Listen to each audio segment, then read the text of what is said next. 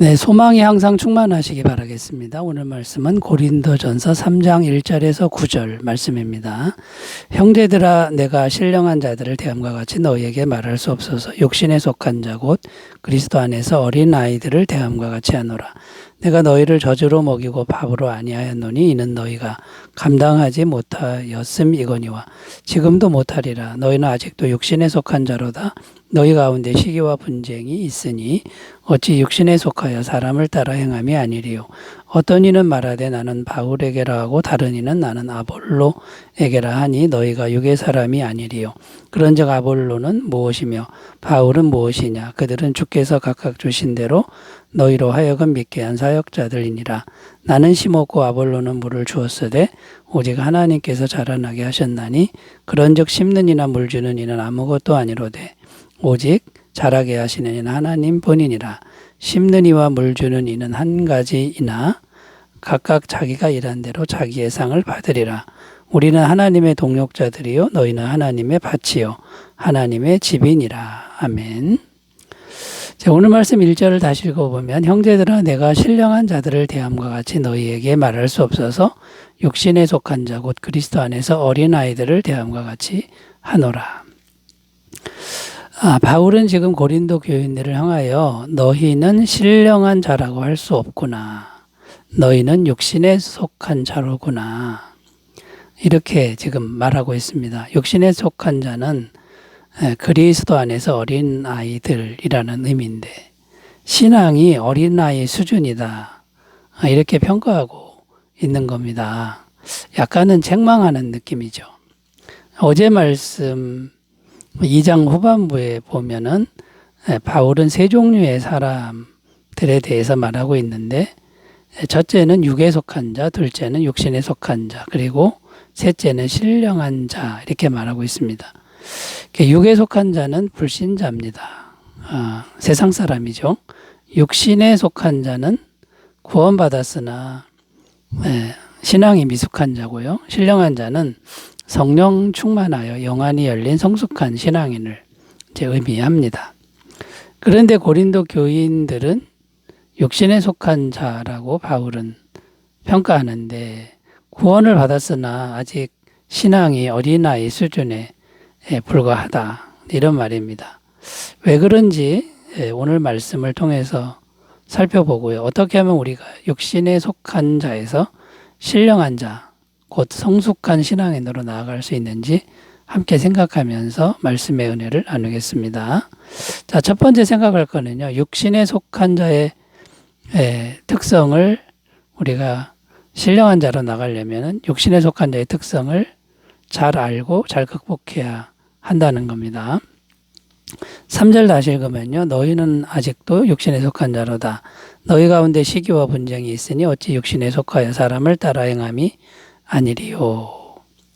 자, 이 말씀에 보면 육신에 속한 자의 특성 두 가지가 나오는데 첫째는 시기와 분쟁이고 둘째는 사람을 따라 행한다라는 것입니다. 자, 첫째 시기와 분쟁에 대해서 살펴보면요. 이 시기와 분쟁은 성경에 보면 육에 속한 성품이다. 육에 속했다는 건 죄로 물든 성품을 말합니다. 갈라디아서 5장 19절 20절 육체의 일은 분명하니 곧 음행과 더러운 것과 호색과 우상 숭배와 주술과 원수 맺는 것과 분쟁과 시기심과 분냄과 당짓는 것과 분열함과 이단과. 자, 여기 보면 분쟁과 시기가 육체의 소욕에 이 죄로 물든 인간의 성품에 분명히 들어가 있는 겁니다. 구원을 받았어도 예수님을 마음에 모셨어도 아직 마음속에 이 육의 특성에 죄로 물든 마음에 끌려다니는 사람들. 여러분, 우리가 구원을 받았어도 우리 마음에 두 마음이 공존하고 있다는 것을 이제 알아야 됩니다. 육체의 소욕과 또 예수님을 영접했으니 성령님, 이 두 마음이 들어와 있는데 문제는 뭡니까? 신령한 사람은 성령께서 주인이 되어서 이 죄로 물든 마음을 다스리는 사람이고 육신에 속한 사람, 아직 어린아이는 구원을 받았어도 죄로 물든 마음에 끌려다니는 사람을 의미한다라는 겁니다. 두 번째 특성은 사람을 따라 행한다.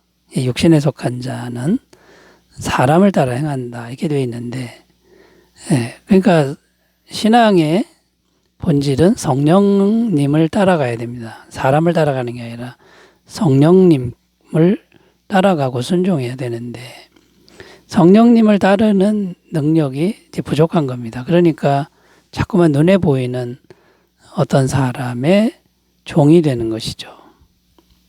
그러니까 성령님보다 눈에 보이는 유력한 사람이 더 크게 보이는 상태가 바로 미성숙한 신앙이라는 겁니다. 우리가 어린 아이였을 때 이제 어른을 의지할 수밖에 없죠. 나중에 성인이 되었어도 부모를 의존한다 그러면 그거는 참 문제 있는 사람이 되는 겁니다. 그러니까 신령한 사람은 이제 장성한 어른이 된 겁니다. 신앙의 어른이 된 사람은 더 이상 사람을 의지하지 않고 성령님만을 의지한다라는 겁니다. 자, 그러면 여러분, 이 시기와 분쟁, 죄로 물든 마음을 다스리는 것도 성령님의 능력이고, 그 다음에 사람을 의지하는 이것도 극복하려면 성령님만 따라가는 이걸 우리가 훈련해야 된다라는 겁니다. 그러므로 육신에 속한 자의 특성, 이걸 잘 이해하고 이걸 극복하기 위해서 항상 성령 충만을 구하시는 삶이 되시기 바라겠습니다. 자, 두 번째로 가보겠습니다. 육신에 속한 자에서 신령한 자로 가려면 어떻게 해야 될까요? 두 번째는 사역자들을 보는 관점을 바르게 해야 된다라는 겁니다. 사역자들을 보는 관점을 바르게 해야 된다. 여기서 말하는 사역자들은 이제 예를 들면 목사님들, 이 목사님들, 목회자분들, 교회 지도자분들을 의미합니다. 5절을 읽겠습니다. 그런즉 아볼로는 무엇이며 바울은 무엇이냐? 그들은 주께서 각각 주신 대로 너희로 하여금 믿게 한 사역자들이니라. 여기 사역자들이라는 단어가 나오는데 디아코노스입니다. 섬기는 사람들 또는 하인들 이런 의미가 있고요. 또 먼지 알갱이 이런 의미도 있습니다. 이게 무슨 말이 됩니까? 사역자들은 하나님의 하인들, 하나님의 종들 이런 의미가 되는 겁니다. 성도를 보내라고 성도를 섬기라고 보낸 하나님의 종들이라는 뜻입니다. 그러면 성도들은 이 사역자들을 어떻게 대해야 합니까? 하나님이 보낸 종들이니 존중하는 것은 맞습니다만 본질적으로는 종이기 때문에 사람을 지나치게 높여서는 안 된다라는 거죠. 또 디아코노스라는 단어는 먼지라는 뜻도 있는데 이거는 종들보다 더 겸손한 표현입니다. 사역자들은 하나님과 비교해서 볼 때는 정말 낮은 존재라는 뜻인데요. 하나님이 일을 막 하실 때 발생하는 먼지들이다. 이런 의미가 되는 겁니다.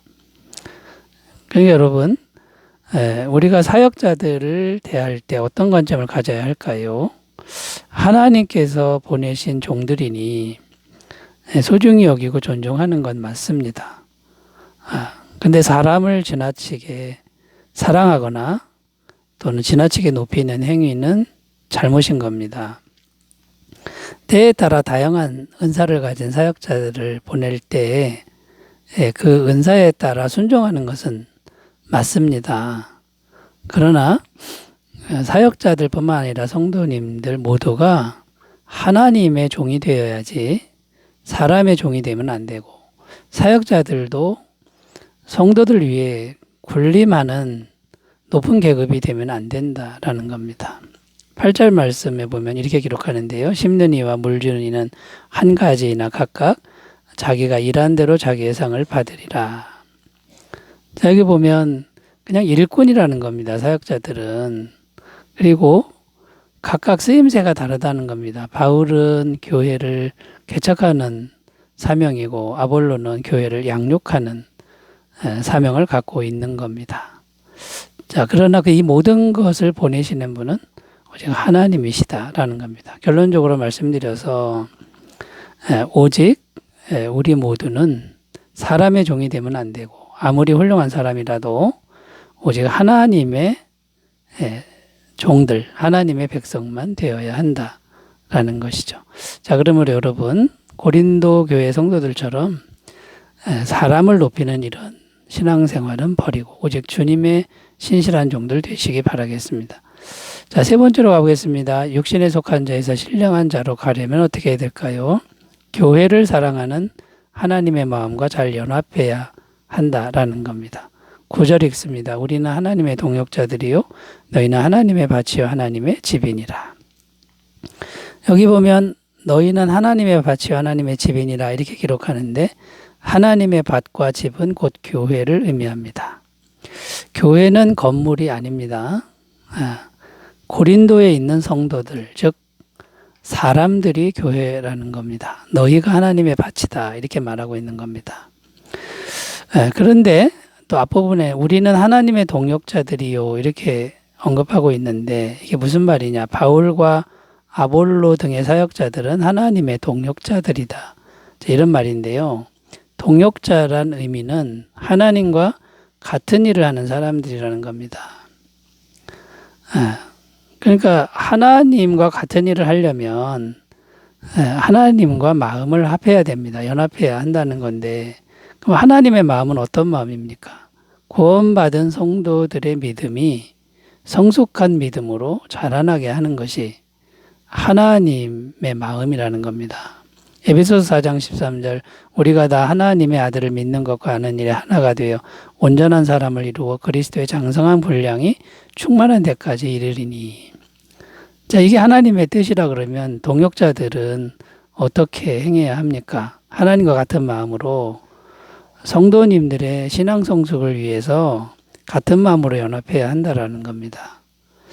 자, 그러면 우리 모두는 교회를 사랑하고 또 성도들이 성숙하는 걸 도와야 되는데 가장 중요한 게 성령 충만입니다. 사도행전 2장 42절 그들이 사도의 가르침을 받아 서로 교제하고 떡을 떼며 오로지 기도하기를 힘쓰니라.